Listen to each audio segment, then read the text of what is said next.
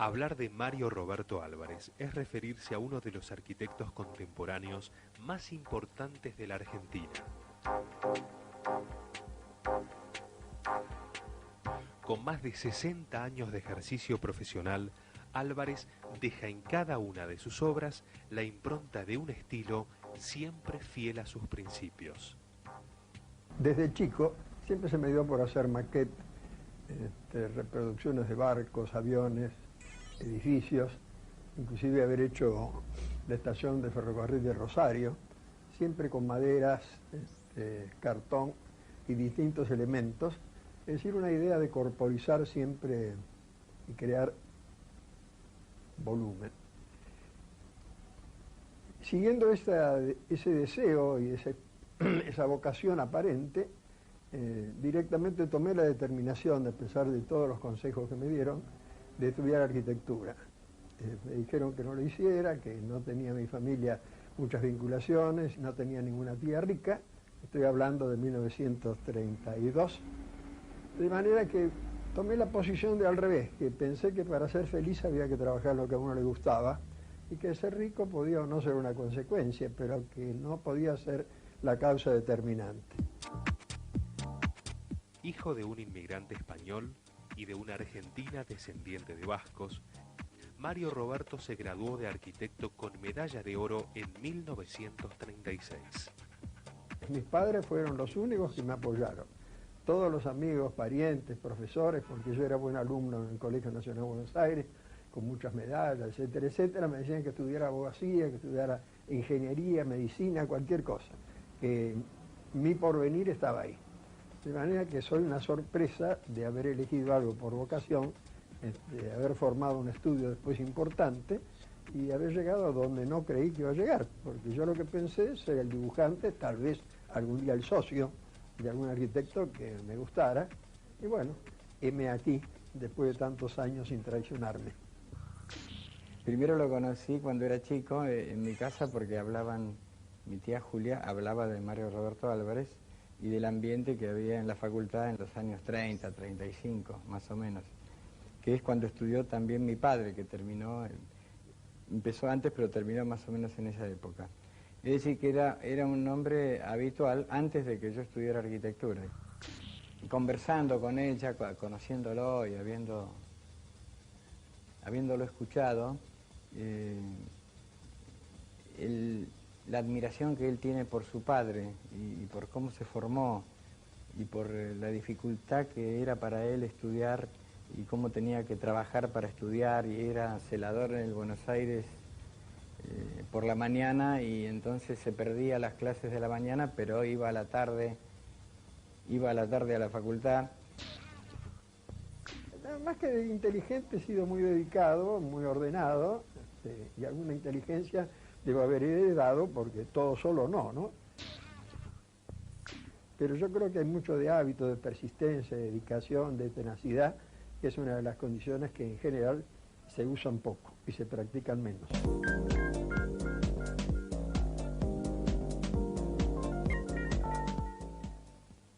Es un arquitecto que se forma en la década del 30 en una facultad en la que todo lo que era moderno era periférico, no había entrado en la enseñanza de la facultad, y él desde el centro de estudiantes durante años hace una página humorística muy divertida con uno que se llamaba Evaristo de la Portilla, y yo me acuerdo de chico de haber hojeado las revistas de arquitectura de mi padre y haberme reído de él. Él inventó un personaje que era el urbanista de los anteojos verdes o de las gafas verdes, que decía que era la única manera de ver espacios verdes en la ciudad era ponerse anteojos verdes. Mientras fui estudiante, si bien teníamos una facultad cuyos profesores eran académicos, la mayoría de ellos eran de Beaux-Arts, arquitectura francesa, leía mucho 3 revistas de arquitectura, la Girtu Jordi, que es una revista que todavía aparece,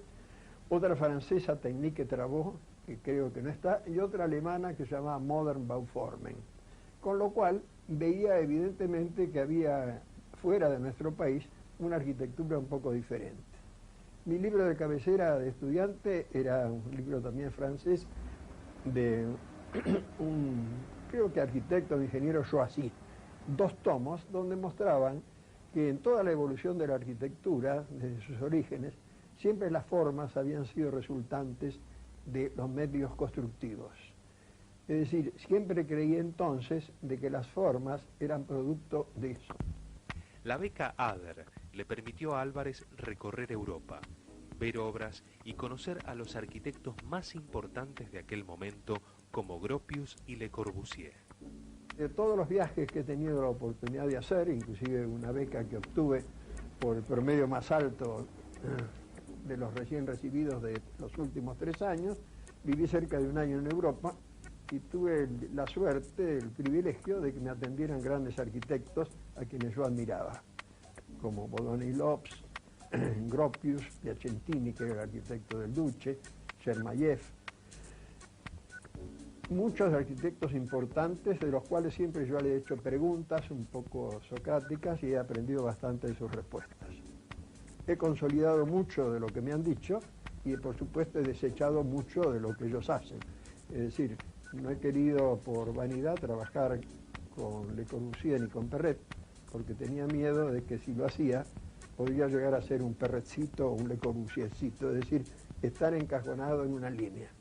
Preferí tal vez por vanidad o por inocencia o pretensión, recibir muchísimas influencias, como decía Borges, ¿qué influencias tuvo usted? Él contestaba todas.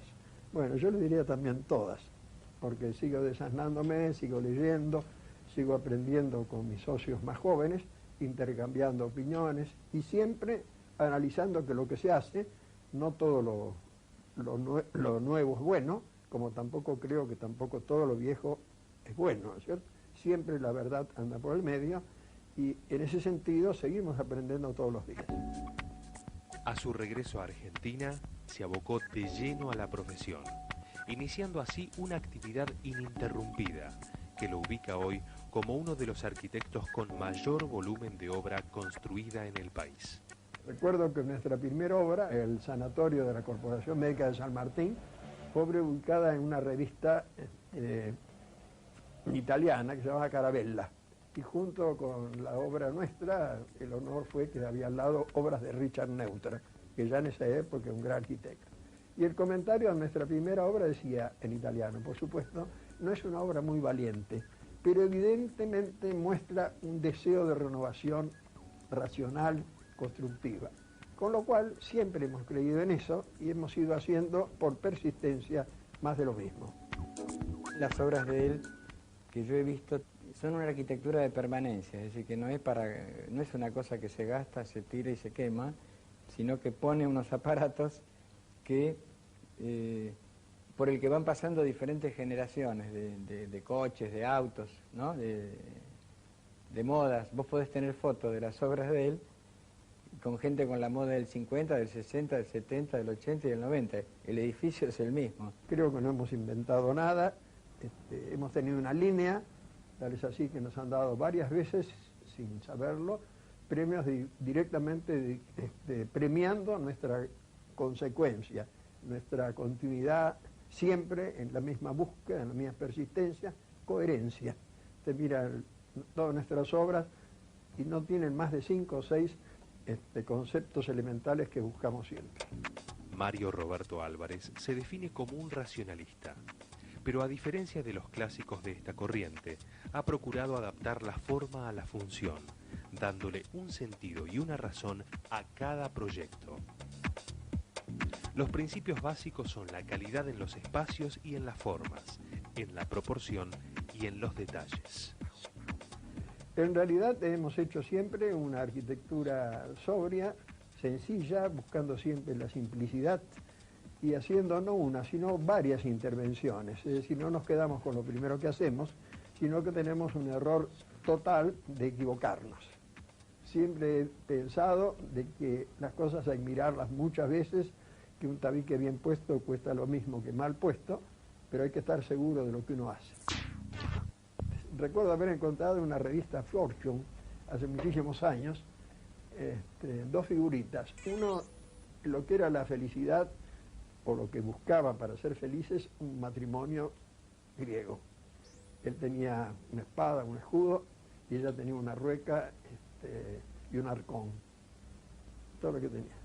Es decir, estaban él y ella de esta altura y las cosas chiquititas. Y después estaban las dos mismas figuras, por supuesto contemporáneas, y atrás había una pirámide de todo lo que necesitaban para ser felices.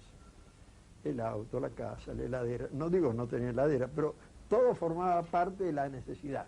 Es decir, la víctima, ¿no es cierto?, de la búsqueda del confort o la sociedad de consumo, hace que uno también se esclavice queriendo tener siempre otra cosa. Todo el mundo me critica que tengo un coche del año 1959. Pero chocho, tiene una línea bárbara. Álvarez y Asociados han proyectado obras de trascendencia en todos los campos: salud, educación, comercio y finanzas, viviendas, infraestructura viaria, tanto en Buenos Aires como en distintas provincias del interior. Hemos hecho obras chicas pensando en que son grandes, y las grandes las hemos hecho como tal. Pero evidentemente, de las muchas obras que hemos tenido la suerte de realizar, posiblemente el Teatro San Martín, posiblemente el edificio IBM, posiblemente el Hilton, que es la última obra gorda que hemos hecho, llamando por gorda grande, sean obras posiblemente que por su dimensión consolidan mucho o dan una impronta en la ciudad de Buenos Aires. Pero hemos hecho muchas chicas que son también bastante buenas. Yo siempre estoy preocupado por hacer mejor la obra que tengo y no en cambio publicar la que ya hice. Era Marina Weissman que me decía, claro, me daba cuerda para hacer lo contrario. Me decía, no te preocupes, dice, por difundir las obras, deja que las obras hablen. En el área de cultura, el Teatro General San Martín se ha convertido en un hito trascendente de la arquitectura nacional. Iniciado en los años 50, dio respuesta a los nuevos requerimientos de representación escénica expresados con un lenguaje moderno. Yo comencé a trabajar con el arquitecto Álvarez en principios de los años 50, justamente en la construcción de este teatro. Yo estaba en los primeros años de la facultad y fue una experiencia para mí y para otros compañeros que también trabajaban muy importante, porque fue una obra hecha a gran velocidad, con la mejor tecnología que había en ese momento y con una cantidad de elementos técnicos que no se habían usado hasta ese entonces.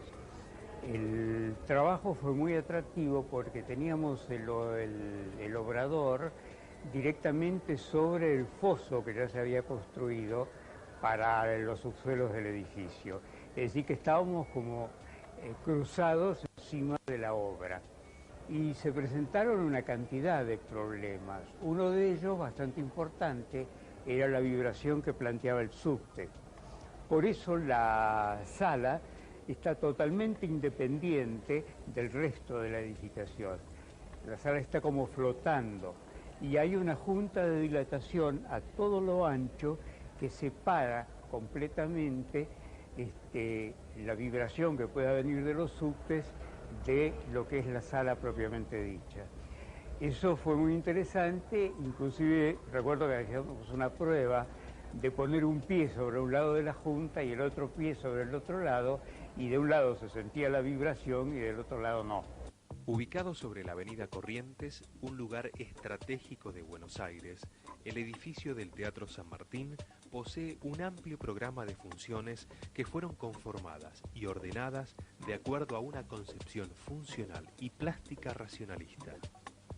A pesar de la rapidez con que tenía que hacerse la obra, uno de los grandes méritos de Álvarez creo que fue que utilizó los mejores especialistas y las mejores tecnologías que había disponibles en ese momento. Y la prueba está un poco en la vigencia que sigue teniendo el teatro.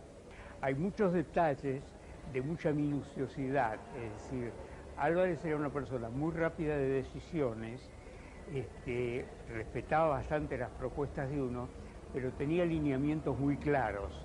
Entonces, nosotros a veces comentábamos en chiste el estilo Álvarez, que de repente queríamos salir un poco de eso, entonces por ahí le hacíamos alguna pared curva dibujada y nos sacaba corriendo, ¿no?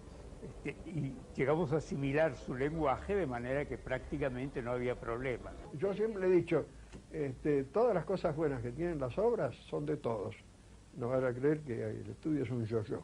No, el estudio es una corporación de gente con opinión, conocimiento, gordas discusiones. No van a creer que es fácil, ¿no es cierto? Inclusive no van a creer que no me convencen, también me convencen. Pero me hago responsable de la última. Los interiores del teatro cuentan además con la incorporación de murales de distintos artistas. Durante la ejecución de este proyecto se requirió la colaboración también de importantes artistas plásticos, como Valleplanas, Seoane, distintos pintores y artistas que realizaron con mucha libertad en los espacios que ya estaban predeterminados sus obras, que las podemos ver. Valleplanas hizo un mural muy interesante, trabajado con cerámica, con baldosas y con platos, intercalando dibujo sobre ellos. Ese mural implicaba como actitud de Mario Roberto Álvarez la idea de incorporar la escultura y la pintura a la arquitectura. Los materiales que se utilizaron para revestimientos, los mármoles y todo, fueron materiales muy nobles, que están en perfecto estado todavía, igual que los pisos, materiales nacionales. En aquel momento prácticamente no se podían importar cosas, y se colocaron también esculturas de Curatelamanes, de Líbero Badí, que, digamos, conformaron una totalidad muy de acuerdo con la arquitectura y con el espacio que tenía el teatro. En suma, se trata de una obra cuyo lenguaje arquitectónico deriva fundamentalmente de los componentes constructivos y de los materiales utilizados. Estamos en uno de los halls del teatro y podemos ver el revestimiento que aparece siguiendo la curva de la sala, como es el mismo revestimiento en madera que se ha utilizado en el interior de la sala, que aparte de ofrecer un efecto estético muy interesante y de también, por su sobriedad, mantener su vigencia, tiene razones acústicas para permitir la reflexión del sonido y que no haya reverberación. El equipamiento del teatro también fue proyectado por el estudio y en su momento se trabajó con muebles contemporáneos de una línea racionalista, muy de acuerdo con la arquitectura. Y ahí tenemos otra prueba más de que estos siguen siendo los mismos muebles, posiblemente retapizados, pero los mismos muebles que se colocaron cuando el teatro se equipó. Es decir, que a través quizá de esa sobriedad con que se trabajó, hay una temporalidad en la obra y que mantiene la vigencia actualmente. El hecho de hacer una arquitectura que parece simple revela, sin embargo, una rigurosa organización de trabajo y una alta capacidad y complejidad técnica. Así que no van a creer que ha sido tan fácil todo lo nuestro. Algunas de las obras que hemos hecho, las hemos perdido previamente, muchísimas otras, por no saber tratar a los clientes. Venían a pedirnos una casa francesa y nosotros les decíamos, eso no se hace ni en Francia. Bueno, entonces se iban y se la daban a otro arquitecto. Estábamos cansados de perder obras, entonces cayó un día un señor sentado ahí, arquitecto, lo vengo a ver, a pesar de que mi hermano no quiere que usted le haga la casa de él, y yo quiero hacer una casa francesa. Bueno, muy bien, ¿quiere una casa francesa? Perfecto, se la vamos a hacer. Entonces hicimos un plano que permitía, e hicimos toda la documentación, una casa francesa con todo, techo de pizarra, lucarna, todas las cosas, toda la parafernalia francesa, fácil de realizar. Y al mismo tiempo hicimos la documentación de otra, que no se lo contamos a nadie, con un techo de chapa de zinc, compaginado a negro, columnitas de hierro finita, la fachada al oeste ciega, bla, bla, bla, una cantidad de cosas. Totalmente distintas, pero con el mismo plano. Licitamos las dos obras, sin contar que era el mismo terreno, y cuando se abrieron los sobres, el propietario, doctor Podestá, y su señora, dijeron, no podemos hacer la obra, dice, excede nuestro presupuesto. Entonces saqué la otra, dije, acá tengo esta otra, que es igual, pero que tiene esto y es totalmente diferente, no es francesa. La casa que se hizo es esta.